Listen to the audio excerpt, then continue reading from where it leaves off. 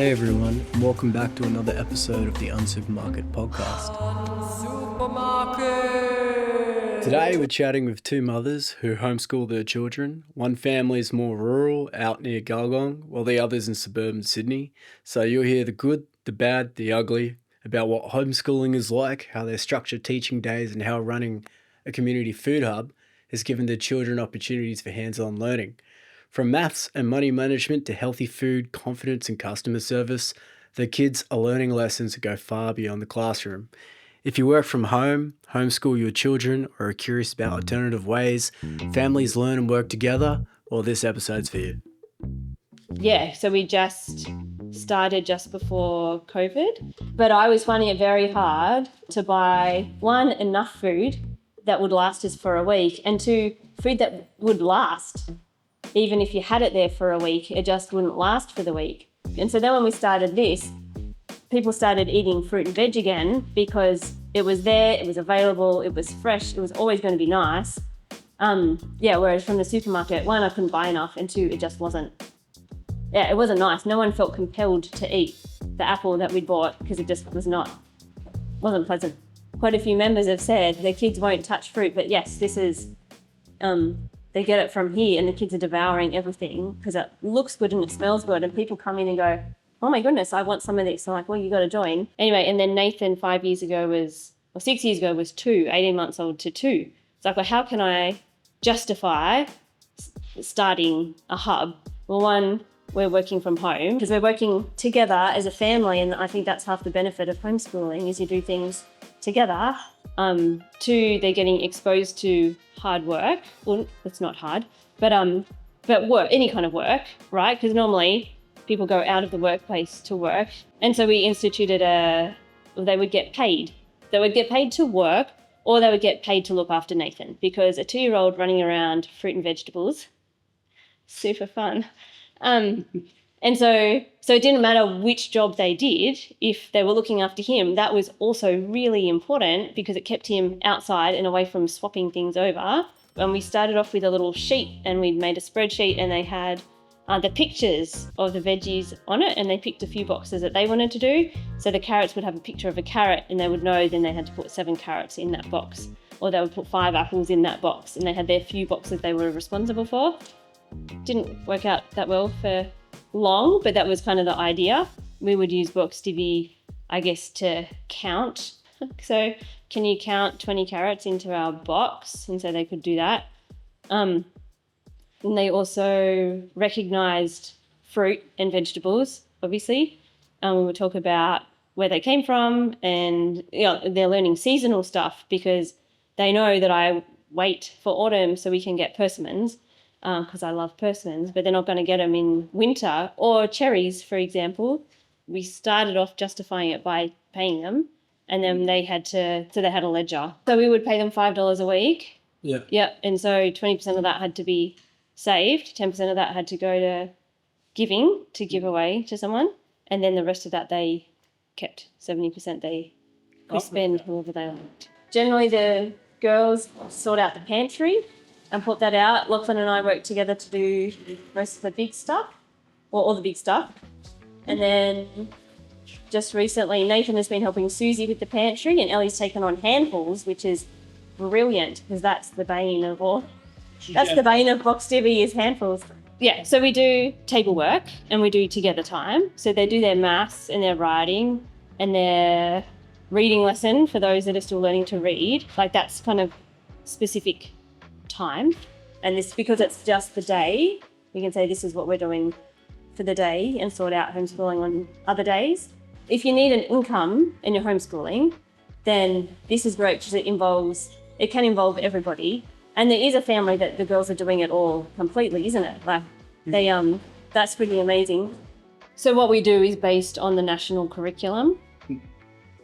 Yeah, and we have someone come out that checks our plan, but again, it's a plan, and plans can change because we do a 2-year plan. So like sometimes we go through things faster, sometimes we don't go through enough, sometimes life changes. Like Ellie was in hospital for a long time last year, and so that stuffed everything up as well. So like life can happen and it's okay. My kids are what you would call Klingons. as in they stay right here, and talking to people is hard, or a challenge sometimes, and still can be. But yeah, as they're around, they're watching how we interact with customers, and how I guess kind of my ethos is like, if I make a mistake, we're going to own up for it, own up to it, and pay for that mistake, because someone has to pay for the mistake. And if we've made a packing error, then that's on us. So they see how we interact with people and apologize, and and so then they would learn how to meet new people, how to introduce themselves, how to help out. And I guess that becomes more and more as they get older and older, and see their friends and play with friends. That's always fun. This hub we started running last year. Oh, sorry, no, 2 years ago now, in November 2023. I tried to let them help me with the handfuls. And I did sneak them stealing some cherry tomatoes once.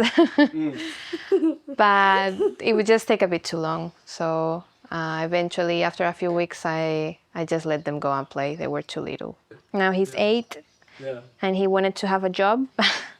His dad wanted him to start a business, but I thought, well, it might be easier if he just comes and helps me out. And today is his first day, and he did pretty well.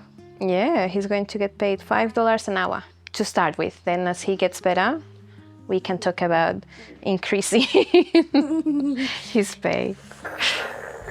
I do source my own math and English curriculum, but every life skill that I can incorporate as an extra, I think it's even sometimes more valuable than any book work he can do.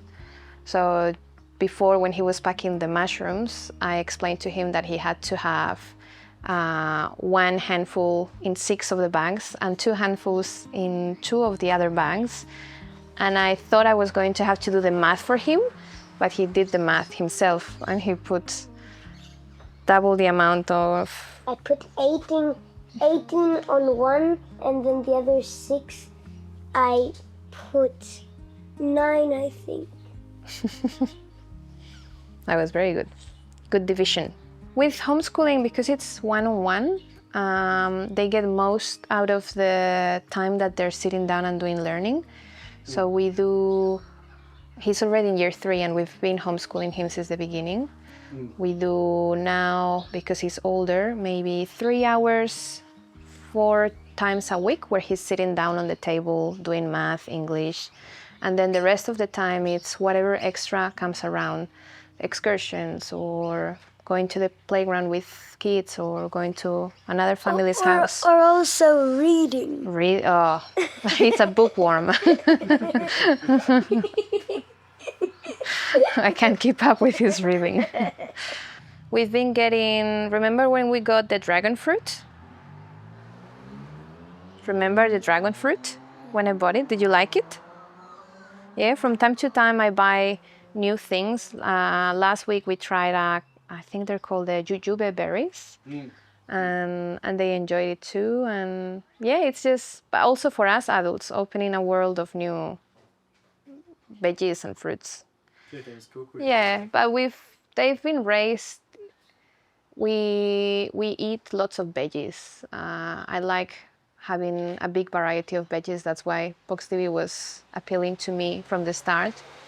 And they're pretty good. Like we're part of the community garden in Laylor Park. Yeah. And the other week, one of the older men tried to offer him an eggplant to take home.